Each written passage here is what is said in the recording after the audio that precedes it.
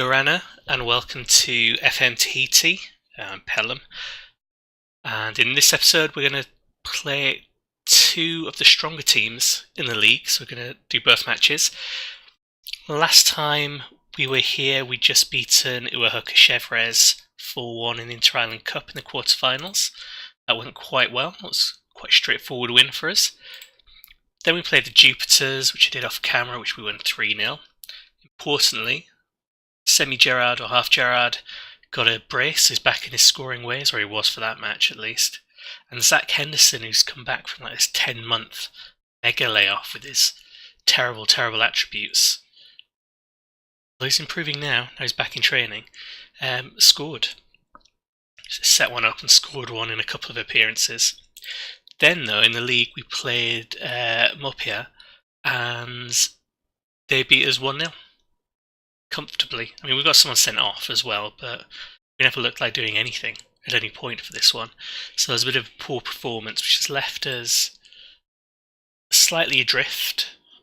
So we'd have a game in hand, which put us at third, maybe.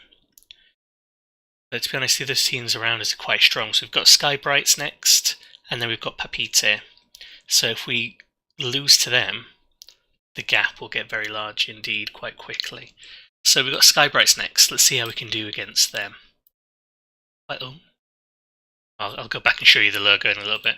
There we go. I quite like the logo for the Sky Brights. It's one of the ones I redid recently for this version. Before it was very, very ropey, and it's still kind of ropey now, but it's kind of Americanized logo. So let's have a look at the team then. Bolt suspended, so I'll bring him off, put Salaberry on I think. McIntyre's okay, we'll leave him on. Higgins is tired, as is Spearling, so let's bring on Naran. Good old reliable Naran. Eva needs fitness, but we'll get him to start and then we can always swap him out for somebody else if we need to. Douglas played on the left last match to get his fitness up, but we're going to bring Richards back. We're going to put Douglas on the bench instead of Darren Lee. And Wallace is also on the bench. Not on the bench, out of the team. I'll start him again instead of Chisholm. Chisholm on for... dunno. Got as many choices now. I guess Cloy, because Joe Jansen could play either side. Right, let's see how this goes. I have no idea how strong the Sky Brights are, I just know they've been getting some good results this season. They're going 3 up top, that's probably why they're doing well. Overpowered. Yeah, let's end this poor run of form. It's actually, in the league, it's been quite a long, poor run. There's the club. Look at them, all ready to come out. Go on, hoof it up. Let's get a goal from the kick-off or something. That's the wrong way.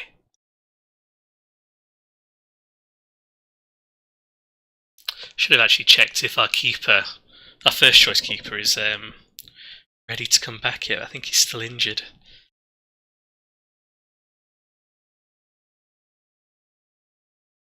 Yes, the Sky Brights are from Raiatea Island, which is one of the bigger islands. I think it's the 3rd biggest maybe. So it's just behind Moria in size. Quite a few people on Gone Gerard. There he is. It's around the corner, pops it in. You'd have to be disappointed at missing that, yeah. Near post, he's just too good. And he just get himself back on side after originally being off. It's a good finish. Nothing the keeper could do about that. And he gets another one. So I think Raiatea Islands kind of surrounded by a big reef. So it's got a lagoon around it. Get rid of that. Oh, that's perfect ball by Wallace to get rid of it to Gerard. He just couldn't finish it. It was a nice counter, long ball counter. Yes, there's this reef lagoon that goes around Raiatea, but this is quite a big reef, and it also encompasses Taha as well, I think. So they're very close to, they're like a stone's throw away from each other, Taha and Raiatea, so in my mind they're rivals. I've not actually set up much rivalries in the database because I wanted them to become sort of organic. Go on, Wallace. Kinda got it through. Don't think he meant to. Oh, beautiful finish by Naren. See that again. See him take this one. Yeah, so Wallace didn't pass that, he just got slid into. Bang. Naren's back. He's been out the team for a little bit, just recovering. Yeah, so there are no rivalries already put in apart from like the national rivalries. Because I just wanted them to sort of develop organically, so I wanted those competitive ones to kind of come out of it. I think in future versions, penalty, that looks soft. That's like a really soft penalty. Who's taking it for us? Gerard, he might as well. And another one. Don't think we need to see the replay of the penalty though, that's a bit excessive. Yeah, I think for FM20 I'm going to make a few changes. So one of them is I might put some rivalries in there that are more kind of geographic. So I reckon the clubs on the mainland, so Papeete and Ace Chance, I'll probably make rivals with Moria because they're quite close. Skybrights and Taha I'll make rivals because they're quite close again. Ruratu and Rimatara, again I'll make them rivals because they're really close. Turtungegi and Mangreva, I thought I was going to go in. Mangreva Shellfish, again they're close, so they could possibly be rivals. So I might do a few kind of geographic rivals, but only when they're really close, because actually some of the distances between these islands are massive. So they wouldn't have that kind of local derby in that way. Looking really dangerous when we get the ball in from a... I say that now, we're going to get caught in the counter.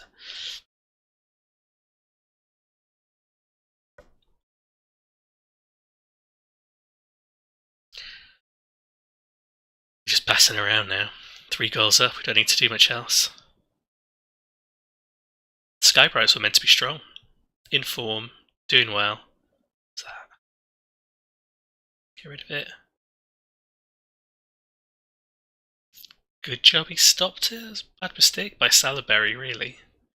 Unnecessary as well, considering. He is good in the air.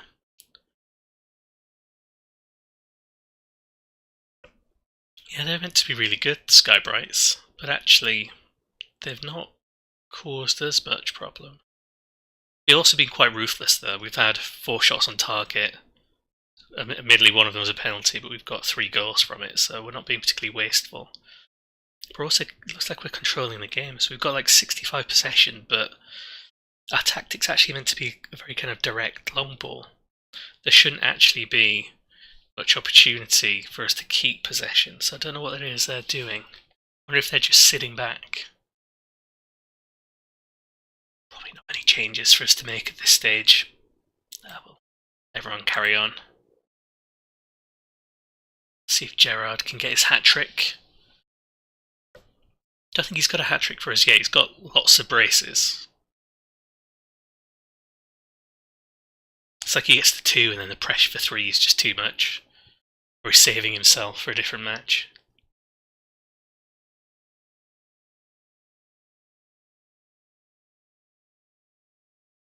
Might bring Henderson on for Wallace in a little bit, just to give Henderson some more game time, because when he comes on, he seems to perform quite well, even though his attributes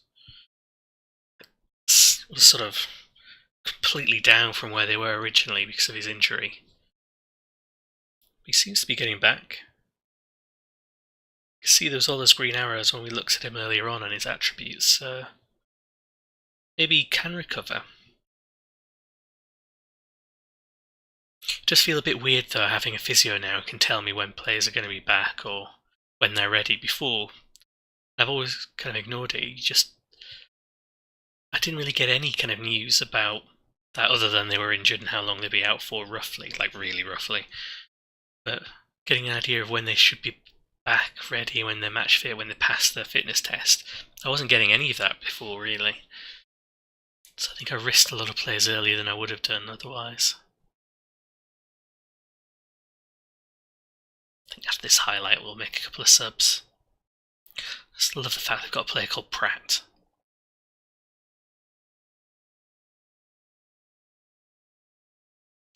They are attacking more now, but really hoping we've got a good tackle by Richards. Defence into attack. Lashed it in. Do kind of wish Wallace had scored that one, so I'm going to keep the Wallace-Gerrard partnership going. Okay, a little bit longer. Give Wallace 5 more minutes before I bring him off. I guess Weaver should come off as well. Not sure I'm going to put on for him, but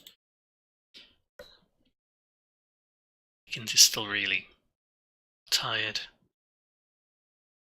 Well, we're going to bring Henderson on, we know that. Let's do that one first. Let's bring on Spearling. It's more game time, see if he'll develop a bit. I'm looking forward to seeing how good our youth prospects can become.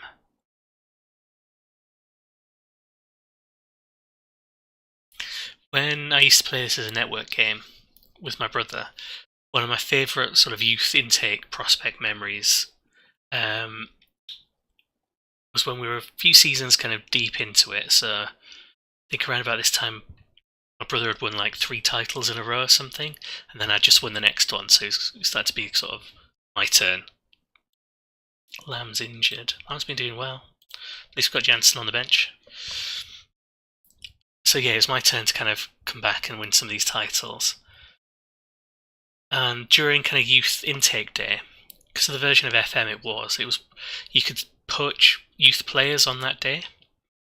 You could get in before, go on Gerrard. Oh, Henderson. Laid it up and Henderson's got another one. Looks like he punched that guy in the back of the head then. Celebrated a bit too wildly.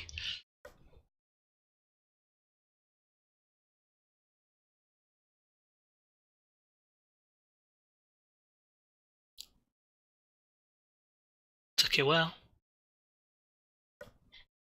Yeah, so because of the version, on Youth Intake Day you could just search everyone else's intake, make offers for all the good ones. And because it was a network save, we kind of had a rule, a gentleman's agreement between us that we wouldn't poach each other's youth intakes. We could try and get anyone else's, but we wouldn't steal from each other's academies. Except for one season, because, we're just having a look around like you do. I noticed he had a really good defender, a really good centre-back, and I also had a really good centre-back in my intake. So when I say good, it was like, if I got his as well as mine, I would have the best Tahitian central pairing for years to come. They were perfect. Like, I don't think Golden Generation was in there. Just get rid of the ball, get rid of this ball. It just keeps going. Oh. Yeah, I don't think Golden Generation was in there as a kind of term for your youth intakes. It was split across 2 of them anyway. But it was that kind of, whoever had both of them would have the best centre-back pairing for a long time. You wouldn't need to worry about that. You could move on. Almost went in. You could move on. But obviously we had this kind of agreement in place.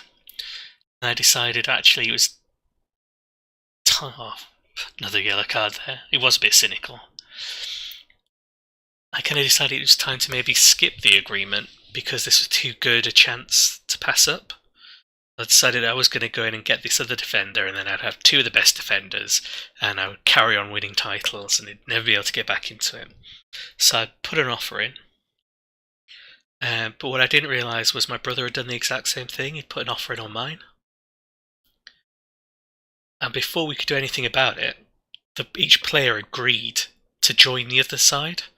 So I got his really good defender, he got my really good defender. We both just ended up with 1 each. So just like, I don't know what they're doing here.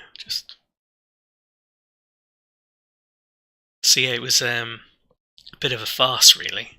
We put all this effort into being sneaky and trying to attract this other player over with a really good contract as well. We both did it. And we both got the player we went after, but lost out on our own youth intakes. We didn't think the other person was going to be sneaky like that. But that's one of my favourite kind of memories from the youth intake for Network Save. You don't really get that. Well, you don't get that anymore anyway, because your youth intake's kind of protected. People can't really poach on the day itself anymore, and your players are less likely to go elsewhere because they treat it as just having signed for you kind of automatically. But also it's not a network save, so I can't get that. But it's one of the things I really liked. It's one of the things I was thinking about. Today's Monday the... Give away how far in advance I'm doing this. Monday the 29th of January. So I've just actually listened to the 5-Star Potential podcast. If you've not listened to it, give it a listen. It's on SoundCloud and on the Apple Store. The Apple Podcast Store bit. And one of the things they were talking about in that podcast was network saves and how good they are, and it's just got me thinking about that. Oh, Phil Lamb's out for 4 to 5 weeks. Okay. Give me some physio for that. So not a bad win. Puts us up to 3rd. Also make sure that Skybrights don't get away from us. We've got Papeete next, so I'm going to pause here and we'll come back for that Papeete match. Okay, we're back for the match against Papeete Excelsior. They're a team that's one of the last real teams allowed in the league because they're from the capital. So our billionaire who invested in all these other teams gave them a pass and allowed them to play in the larger Stade Olympique in Papeete. It's got big, massive capacity, which they obviously don't fill. It's only 690 tickets sold. They're in 6th currently. We've got a game in hand over them, but again, they've had pretty good run of form recently, so these could be quite tricky too. Not much else has happened in the few days, in-game days between that last match and this. I did notice some good stuff though. So the press were going nuts about how good Gerard's form is. I praised him and he loved it. And then I had a quick check at 4411. I had a quick check of like his information to see who he likes, what he thinks. He doesn't like me yet. There's like a friend or whatever that relationship is on there. But he does really get on with Wallace and thinks his partnership with Wallace is one of the main reasons. What a tackle by Jansen. Dived in, took off his toes. He thinks his partnership with Wallace is one of the main reasons why we're doing so well in the league. And he's not wrong. It is. They've been working together really well. So then I had a look at Wallace and it's the same thing, apart from the fact that Wallace actually quite likes me. Gerard. Getting for Wallace. So yeah, they both think they're good together, so I'm going to try and stick with them for the moment. The bad news in the news articles was though that they pointed out that because of the financial difficulties we're starting to encounter, i.e. the massive debt we've just racked up, he might be one of the first players to leave if Gerard takes it down.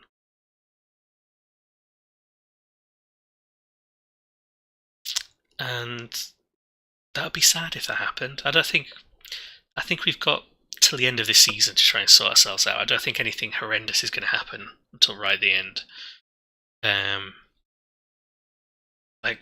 We're over 100 grand in debt,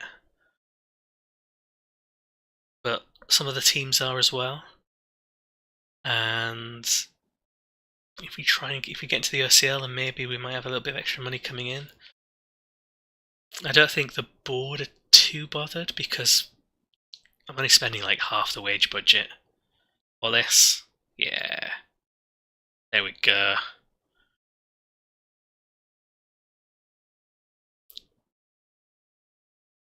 Just sneaks in. Not entirely convinced he was onside, but I think he was maybe just. So now we're winning against Papeete. So these 2 matches, Skybrights and Papeete, I thought were going to be 2 really hard matches. Salaberry. He doesn't get many. In fact, that's his first ever one, so yeah, literally doesn't get many. So 2-0 up against them. their fancy stadium, their fancy empty stadium. I wonder what they're going to do with the stadium. They can't. Nobody in this database is going to fill a 15,000-seater stadium for years and years to come. When I've holidayed some of the test databases, in some of those ones when you get 70 sort of seasons into the future, you do get some quite big attendances. I won't say exactly how big, but you get some quite big ones. But that's 70 seasons in. And they don't own this stadium, they'll be renting it, so let's break. He's a central defender, he's not the one who should be doing the breaking, just pass it, pass it, pass it. I mean, on one hand, good move. On the other hand, it all needed passing a lot earlier. Yeah, so a lot of all of the teams that play in a national stadium, or a big stadium, Papeete, Raiatea, Marquesas, Tuamotun Islands. Feel like I'm forgetting someone. Can't remember. Definitely forgetting somebody. Be one of the Bass Island teams. But yeah, anyone who's playing in one of the big national stadiums doesn't own it, they're renting it. But everyone who's got one of their own 500-seater stadiums from our mad billionaire owns that outright. So it's a different kind of financial footprint. They got bigger stadiums, they might get bigger attendances, so they might get more money in, but then that's offset by the cost of renting it. So in this match, something like 690 tickets were sold. So Papeete will get, that's 190 more than any of the others can fit in, really. But then they've got to pay the rent for it, so it's tricky. No subs, let's give it a go. So I wonder if they'll eventually build their own stadium, if they'll move out of here and build their own like a few of the others, or whether they'll stick with it. I guess it just depends how cost effective it is. I think I mentioned in one of the other episodes, our average attendance is something like 96% of our capacity, which is great that we're getting lots of people in, because it means we're getting a little bit of money at the very least. I'm worried that will trigger the board into building a new stadium, or not building a new one, but expanding this one, because we own it. Or say this one, our own stadium, not this stadium, because we're playing away. But because we do own it, we can expand it, whereas Papeete and others like that will have to build their own from scratch. They won't be able to expand their rented one. But yeah, some of the other teams who are expanding their stadium and are currently in a big stadium share, they weren't getting attendances quite as good as ours with their 500-seaters. Close, but not quite. So, worried that's just going to put us in a huge amount of debt. Probably worth it in the long run, but difficult to deal with in the short term. Almost time to make some subs. They have been decent in this half. Not massively incisive, but better than the first. Put him through, put him through. There we go. Richardson is exactly where Jared is. Just Jared can't finish it this time. Never mind, I think Jared might actually come off. Bring Chisholm on for Jared. Henderson on for Wallace. It's a double striker substitution. Very Ole Gunnar Solskjaer. Let's bring Waite on for Manuel. Throw all our dice. I hope I don't regret this and some sort of horrible injury, but I need to try and keep some of the players rotated and getting some match minutes.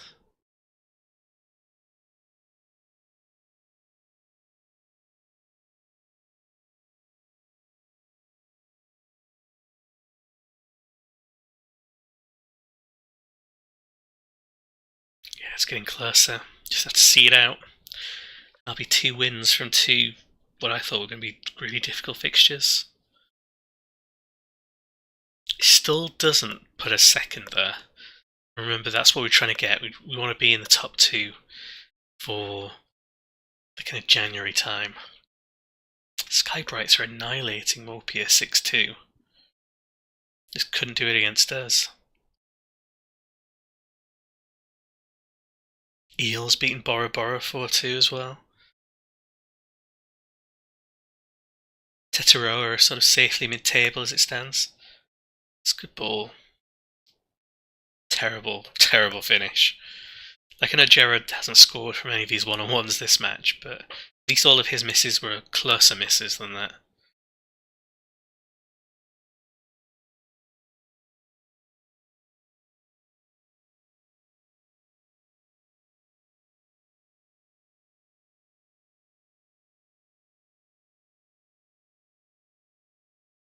Must be about it.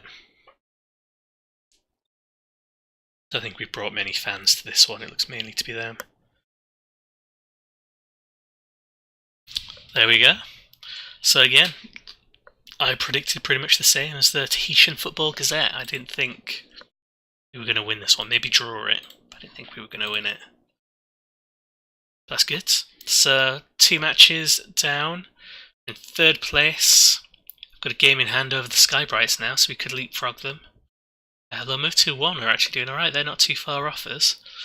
Moria still streaking ahead, even though they dropped a few points this time, so it's quite tight up here.